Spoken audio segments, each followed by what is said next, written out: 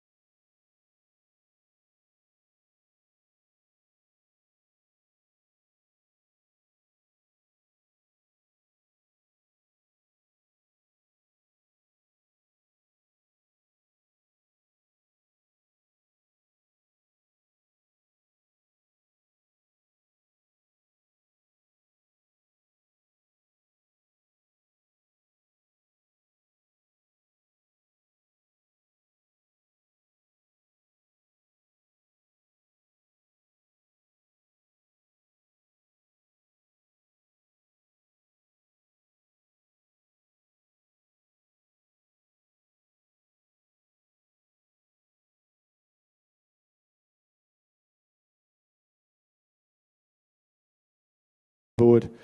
They were all given very strong powers. They were given funding and the expectation that they worked closely together and delivered effectively and efficiently on their mandates. So it's really crucial, I think, that we see that level of institutional strengthening, because that's ultimately what's going to enable the key ministries and departments and agencies in Lagos to deliver on their mandates and underpin the Themes Plus agenda. Strengthening the role of the Water Regulatory Commission. So I think this is really at the heart of the system, and already we're seeing that the role of the Regulatory Commission, the SWACO, is through these conferences is raising the profile of water and sanitation. but I think they still need to be given more resources and more powers in order to really deliver on their mandate and help contribute to a really strong sector. And that includes action which they take on licenses, on permits, on an abstraction surcharge. So all of these areas, there are issues which the regulator is having to struggle with, such as illegal dumping of wastewater or unlicensed borehole operators, for example.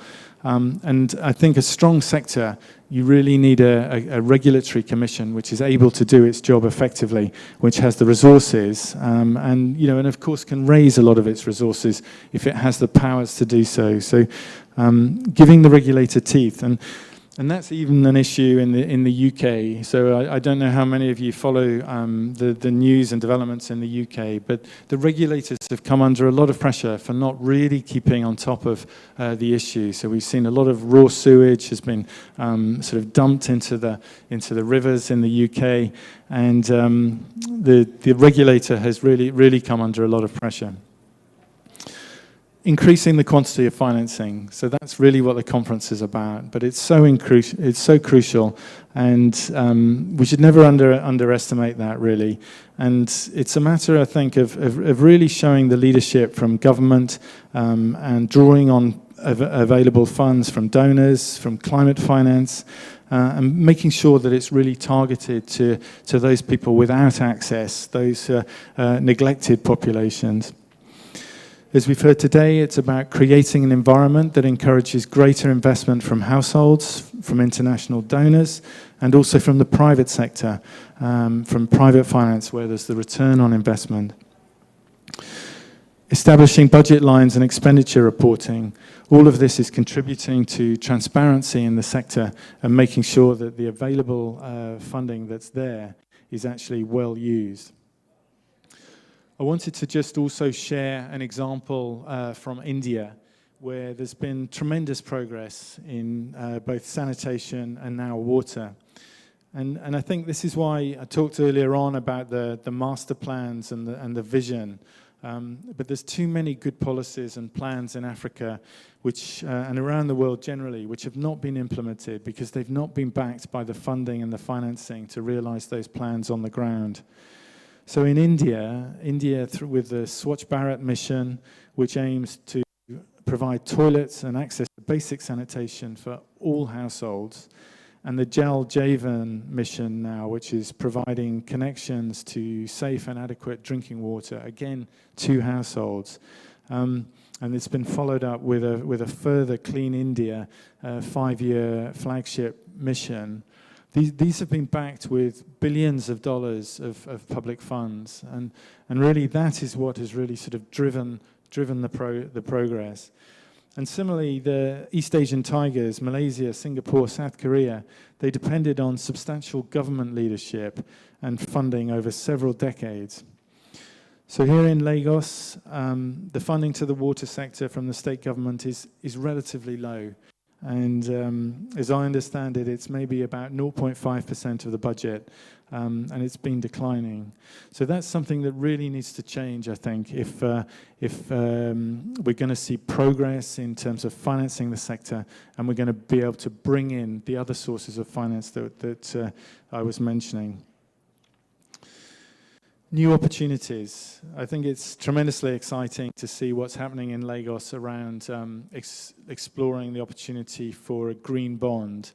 So as I understand, I think there's this is something that's in the pipeline, 14.8 billion naira, and the Debt Management Office is currently working with the Climate Bond Initiative to secure green bond status. And this will enable multiple projects to be funded through this means. Some of them, I think, are going to be solar energy, and so a really exciting prospect, and something which will attract a new, different type of investor. And as I understand, this will be the first subnational bond for Nigeria, and indeed it will be one of the first for sub-Saharan Africa as well. increasing the quantity of finance, but that needs to go hand in hand with improving the quality of finance. And that really means using what's there in a really efficient way and aligning it with equity and sustainability.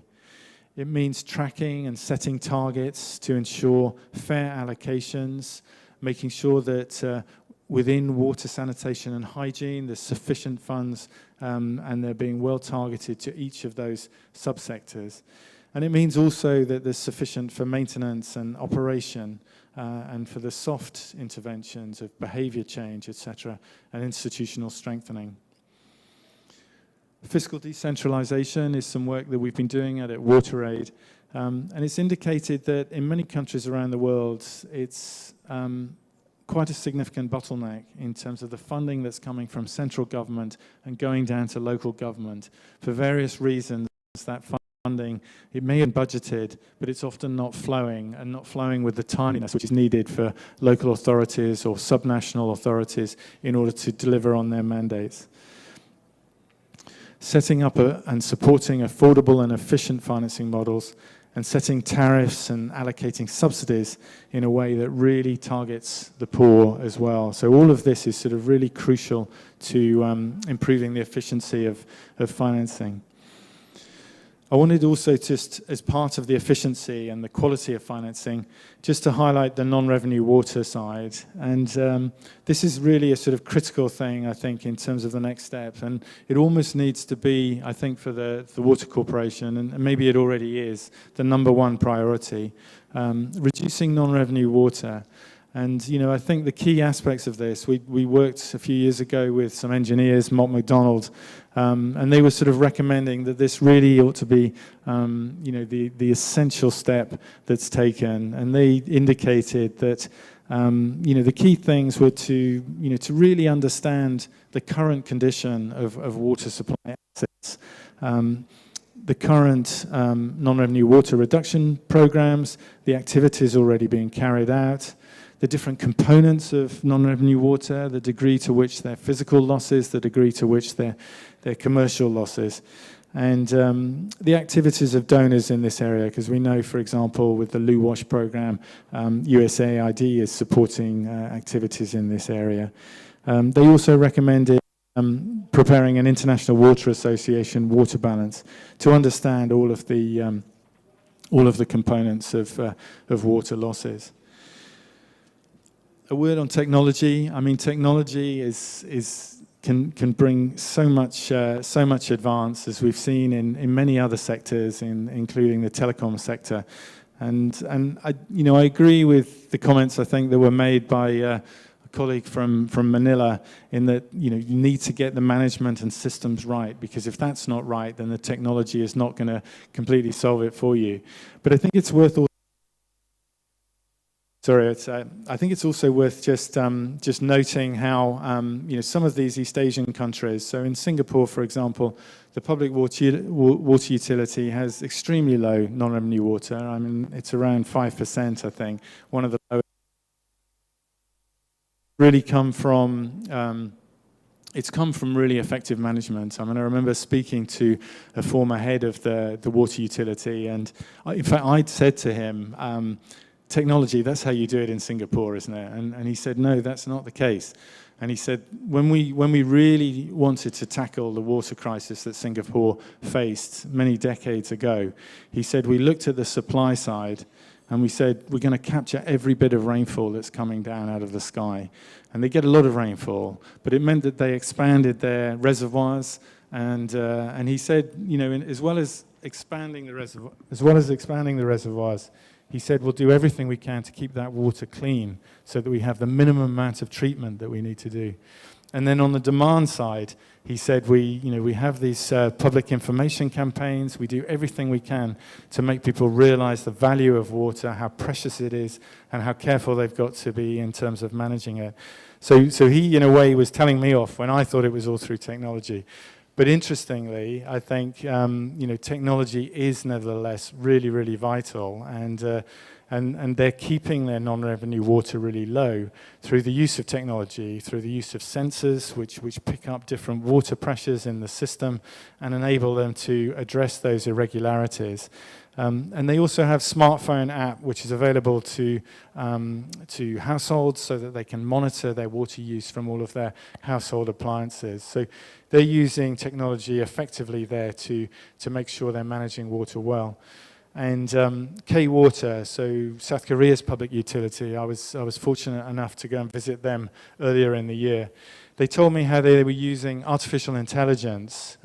It was a pilot project, but it was in one of their water treatment plants, and they were using it to improve the efficiency of their energy use.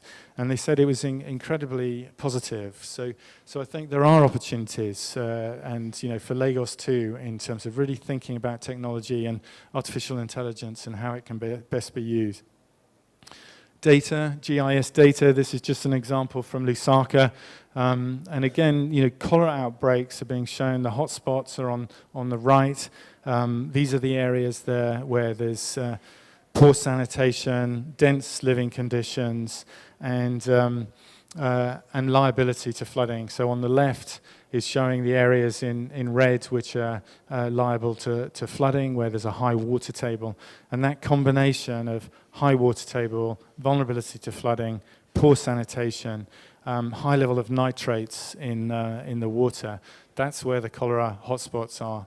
And I think when you use GIS data, it can really help in terms of analyzing where the interventions can be and how you can use your financing most efficiently. Strengthening resilience to climate change. So, climate change is accelerating, and really just to sort of share with you something in terms of building resilience within the water system. So this is an example in London where in the 1990s, Thames Water constructed a ring main which essentially went all the way around the existing infrastructure network. And what it meant was that they were able to, with all the water coming from the west, most of the reservoirs are in the west of London near Heathrow Airport, if you know that part of the UK. But this ring main enables them to pump water around the outside and reach other parts of London, and also to build resilience and redundancy in the whole system, enabling repairs to be carried out. So that's a real sort of resilience step forward really for London, and a similar approach has been taken forward in Ningbo, a port city in China.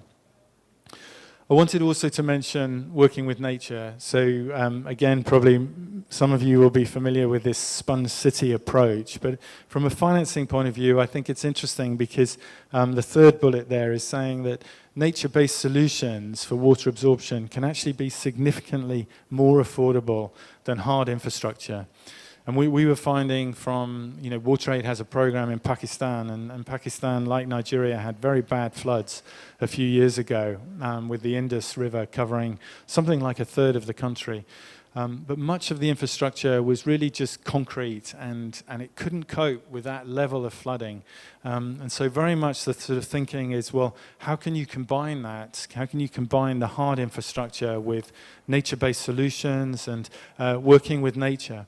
And the sponge city concept is one which is adopted in China, and it has other names in other cities around the world. But I think Lagos could be a very good example of a sponge city where effectively the green areas and the blue areas, the lagoons and the water are used and designed in a way that they can, when the excess water comes, whether it's from the intense rainfall or whether it's from the river flooding or the risks that are there from the Atlantic Ocean and storm surge, when that excess water comes, working with those green areas, it's possible to really operate like a sponge and absorb the water, hold it, and then release it slowly so that it doesn't do the terrible damage that it does when it comes so suddenly, as we see around the world. So I'll finish up really with just a couple of other short points. One, we're working with Lagos State, we're working with UNDP on development of a Green Climate Fund bid. So the Green Climate Fund, as you know, is one of the foremost climate finance institutions. It's there to support developing countries in terms of their mitigation and adaptation to climate change. And there is a bid which is underway, which the MDAs in Lagos have been supporting. And at the heart of that bid is the proposal for a resilience fund. It's currently called a Climate Resilience Financing Facility. But that's also an opportunity. And I think as we think about financing the sector, it's really important to, as part of those 3 T's, to be thinking about the transfer aspect, which is the opportunities which are there from donors and climate finance institutions like the Green Climate Fund. Looking ahead, mobilizing funding from partners. So I think, as again we were hearing, when that clear vision is in place, and when the government is strong and behind that vision and backing that vision with its own funds, that gives such clear direction to everyone else working in the sector. And there's so many partners who are here to work with Lagos in partnership. UNICEF, WHO, UNDP, UN Habitat, World Bank, African Development Bank, French Development Agency, USAID through the Lagos Urban Wash Project, many others in addition. Civil society organizations and NGOs. There's the Corporate Accountability Public Participation for Africa, championing human rights and providing a strong voice for communities. There's really exciting new opportunities that lie ahead with the Lagos Water Partnership. So we heard the presentation this morning with the Lagos Water Partnership, the Resilient Water Accelerator. There'll be an opportunity to hear more about that tomorrow. So really sort of exciting opportunities just with us now and on the horizon. And I know I'm here with my WaterAid Nigeria colleagues, and I know that WaterAid, for its part, is delighted to be working in Lagos State as a partner to communities, local government, the Ministry of Environment and Water Resources, MDAs, including, of course, the Water Regulatory Commission. And I'm sure that Evelyn and her team who are here today, as well as my colleagues based in our regional and our global teams, we stand ready to support you on this exciting journey. So thank you very much.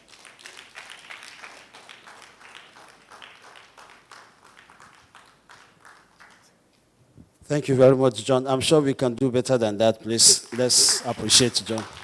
Thank you. We're going to do very quick panel discussion on this presentation. And I can assure you we're not staying beyond 15 minutes. So I will call forward the panel discussants, please, to take your, where is it? I will call on Honorable Engineer Adebola Shabi, if he's here. Okay. Hamza Yunusa, please come forward. Let's put our hands together for them. Ada Oko-Williams, please take your seat. Engineer Andy Madu. Okay, not available yet. Thank you. John, please, you can take your seat. Now, like I've said, just 15 minutes, we'll be out of here. Start timing me now. Okay? We're not going to, because I don't have your resume, so I didn't really properly introduce you. Okay? So I'll give you like 10 seconds. Introduce yourselves to the panel so that we know you proper. Thank you. Good evening. I'm Archie Chiromo. I'm Investment Director with Climate Fund Managers. We are close to $1 billion fund that invests in water and sanitation projects throughout developing markets. Thank you. My name is Hamza Yunusa. I am a water technology entrepreneur. I'm the founder and CEO of Hydrodynamics Limited. At Hydrodynamics, we develop and deploy local technologies that help to solve the challenges in the water sector.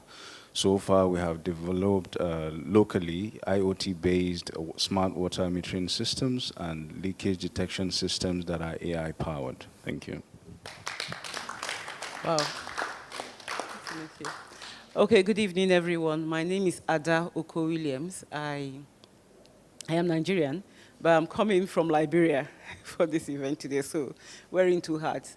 But I have worked in the the wash sector for over 22 years now. Started my career here in Nigeria, but I've also had the opportunity of working across different countries on the continent and supporting, in fact, I dare say my home base is WaterAid. So I started working with WaterAid here. But currently, I work as Deputy Director and Deputy Chief of Party and Technical Director for the USAID's largest singular grant on rural sanitation. It's in Liberia, 30 million grant, and I work with an organization called PSI, leading the strategic and operational delivery of that grant. In that space also, I've been dealing a lot with financing as one of the key pillars of the project. Thank you. Thank you very much, Ada. If I allow you to continue, you will read out your whole 36-page CV to us now. All right, ladies and gentlemen, you know John. John, okay, just 10 seconds. Tell us more about yourself. Okay, thank you. So, I'm in the policy and research team at WaterAid. I'm based in London. I work on development finance issues, but I've also worked on a project which has involved doing research and spatial planning for Lagos, Lusaka, Maputo, and Kinshasa. And so it's been a really exciting project. And through that, we're developing two bids. One I mentioned for Lagos for the Green Climate Fund, and another one for Maputo as well. Before joining WaterAid, so it's actually a long time ago, 2010 was when I first joined WaterAid, I worked for the UK Treasury, so I sort of worked for the UK government on housing and regeneration issues, which I enjoyed. Okay, thank you very much. I learned Engineer Madu is here. Please, sir, can you come to the podium? Let's put our hands together.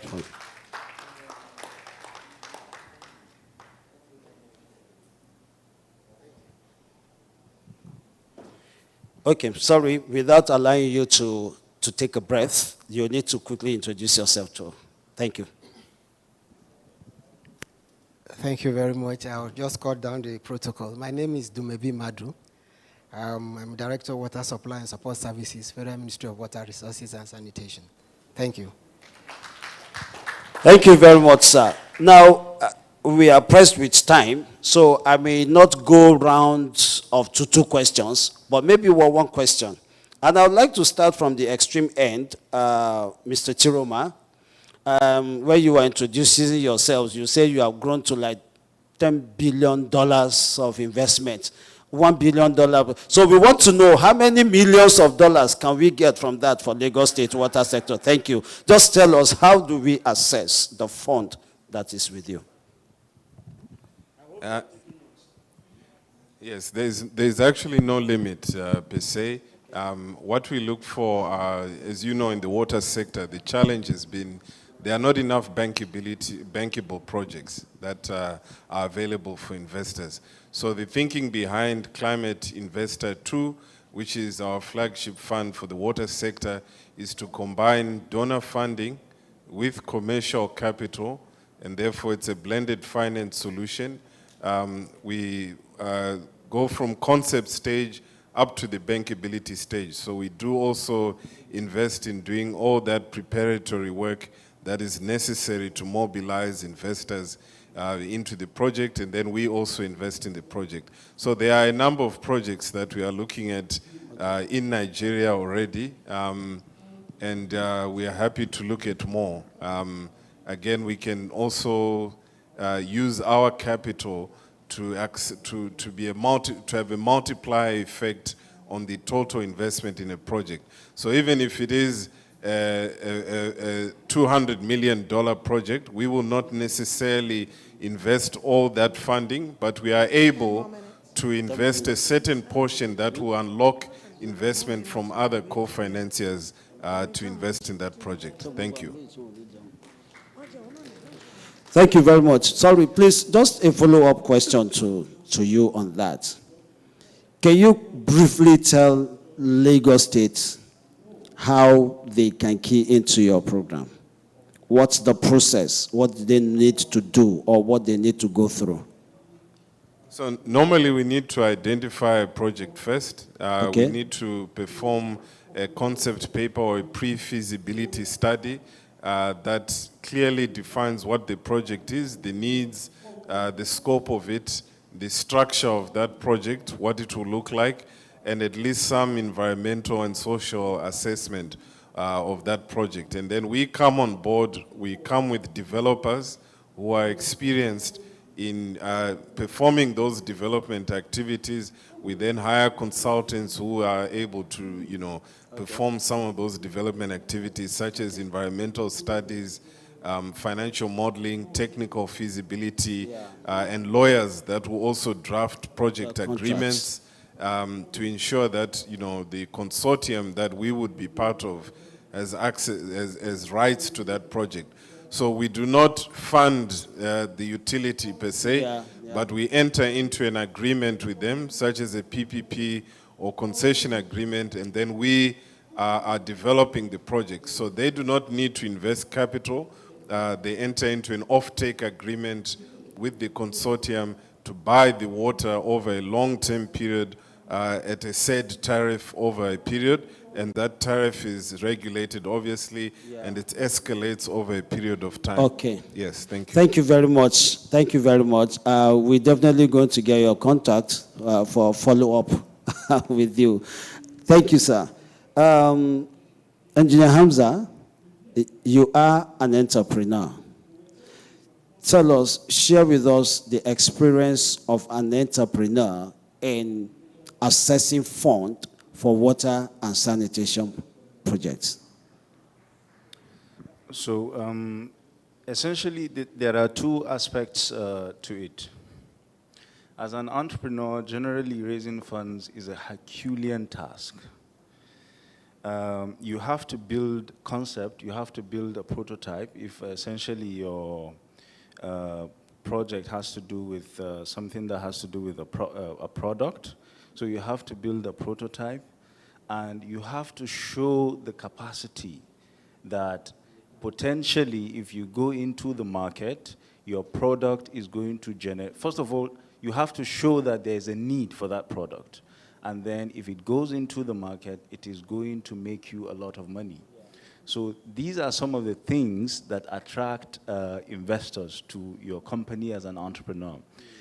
But looking at it from a subnational angle for a water utility, for example, I've been privileged to work with a lot of water utilities as a consultant. I've done baseline assessment for infrastructure and profiled performance improvement plans. And some of the things that we have seen on our tours is disheartening. You have machineries breaking down, leakages in pipelines, water treatment facilities are failing. And for this reason, you have like the cholera epidemic we currently have in Lagos, and you have huge financial burdens on the populace because they have to get water from alternative sources. But how can we solve this problem? I have been ruminating on an idea for a long time now, and I'm very excited that Mr. John Gareth mentioned that the state needs to be able to commit financially to actually solving the problem. And it's a three-part solution. The first is establish a water infrastructure development fund, for example. By the state government? The state, yes. Okay. This fund will draw financing from, let's say, for example, I met with the Lagos State Governor last year in Marrakesh, in Morocco, and I was asking him a couple of questions about what he's doing regarding water in his state, and he complained about financing. But then we see each subnational awarding contracts every single day. Let us tax the contracts. 1.5% of every contract sum goes to the Water Infrastructure Development Fund. This way, we can have steady flow of financing that is dedicated to water infrastructure and improving sanitation. Secondly, we have to institute cost-reflective tariffs, because currently the tariffs that we are charging customers is not geared towards cost recovery at all. It doesn't work. So essentially, we have to charge tariffs that are going to help the utility even maintain its infrastructure. Yeah. And last but not least, disciplined execution, disciplined and strategic execution. we have to implement rigorous project management strategies that will help in ensuring that each naira that is spent from that water infrastructure development fund is spent effectively and transparently. Thank you very much. Thank you very much. Thank you. Thank you for that enlightenment. Yes, moving forward, Ada, I know you are a sanitation expert, and I won't give you more than 5 minutes to talk, because I know you will talk and talk on sanitation. She is an encyclopedia of sanitation. But let's talk about sanitation in megacity and financing for sanitation.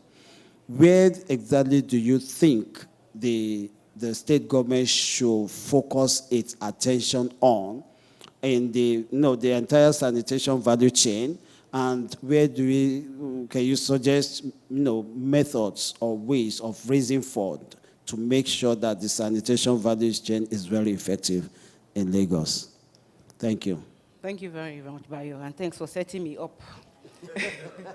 Okay, first and foremost, I will start. I really like the points that my co-panelists made, and I will build on that a bit in the context of sanitation.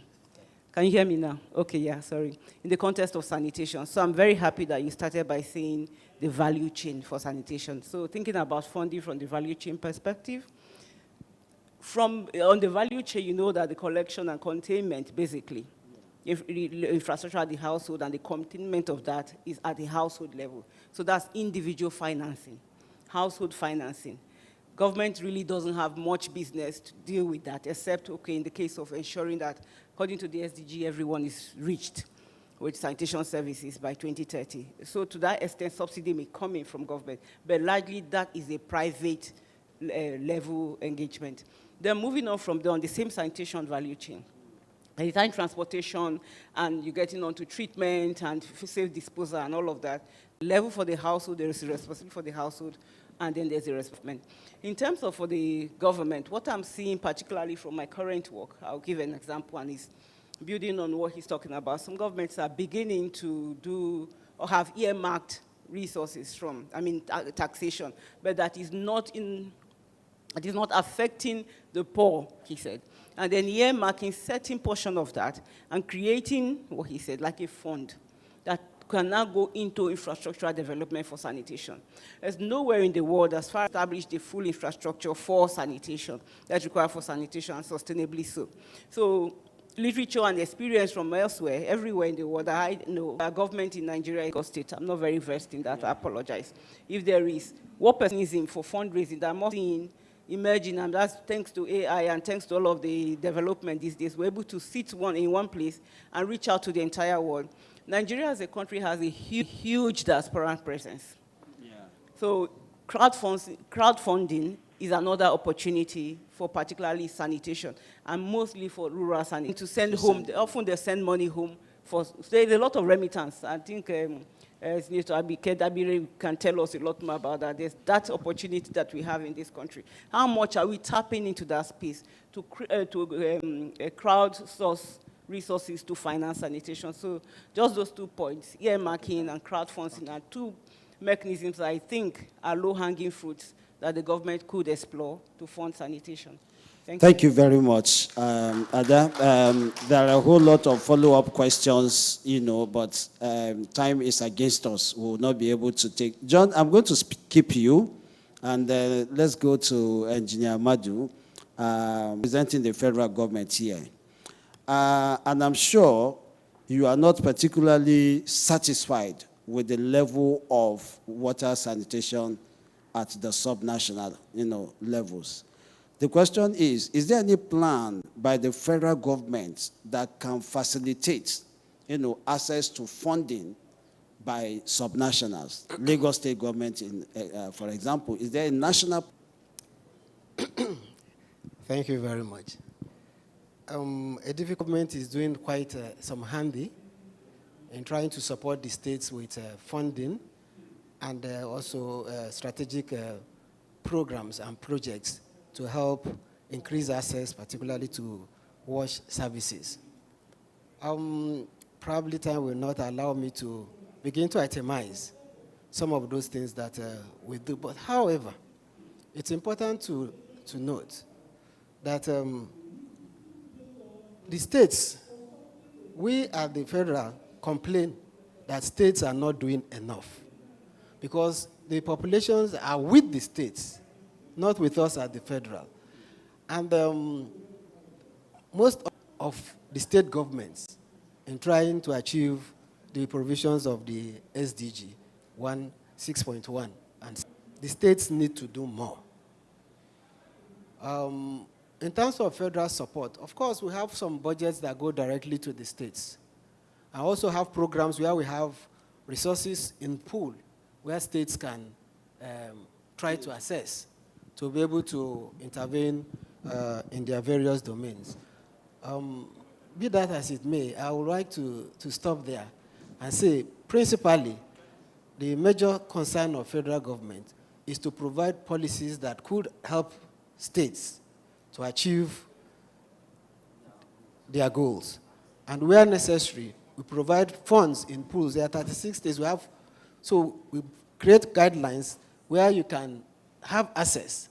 I can name quite a number of projects. And also we have programs in the federal that try to encourage the states. Some we partner, some are counterpart funding. We take our P-Watch program, for example, targeted rural areas. And we are telling all the states that have signed the protocols, whatever you do in terms of giving access to wash facilities the federal government will come to your state and repeat the same. You know, so these are some of the ways that we try to, not repeat the same in the same places, but repeat the same where there are needs as well. Take, for example, if Lagos State government decide, under our protocol for P-Wash, for example, and they say we are going to do 200 boreholes in all their localities. Once they complete that and give us a proof, the federal government is under compulsion by that protocol to also come to Lagos and do another 200 boreholes as counterpart, thereby driving forward the access to wash facilities. All right, thank you very much. Engineer Madru, I never knew that you two will talk and occupy space. Ladies and gentlemen, because of time, we will not be able to go through another round of questions. I have plenty of questions to really ask, but time is not our friend. Let me give room to the audience. Just 2 questions, 1 male, 1 female, so that you will not accuse me of inequality. 1 male, 1 female. 1 male, 1 female. Thank you very much. Others can please put down their hands. Yes, thank you very much. Tell us who you are directing your questions to. Okay, that is to John Garrett. Okay. Yeah, we want to thank you very much for that beautiful presentation. And my question is there a particular template when London war in 1858, when they were just 2 million, they were planning for 4 million. Was there any kind of template that was used because they know the progression of expansion within those period, and they started planning? Because as soon as they got beyond 4 million, I'm sure they had already moved ahead. So if this can be done with us too, I think that would be a great thing. Thank you. Yes, thank you. I mean, I think it's really extraordinarily visionary, is really what the, Sir Joseph Bazalgette was, and the people he worked with and the Victorians at that time. I mean, they were responding to a crisis, and, the crisis was that the Thames River was an open sewer, and all the tributaries to the Thames were open sewers. And it got so bad that one summer, Parliament, which, as you know, is on the River Thames, they couldn't conduct their business because the smell was so bad, and they had perfumed sheets.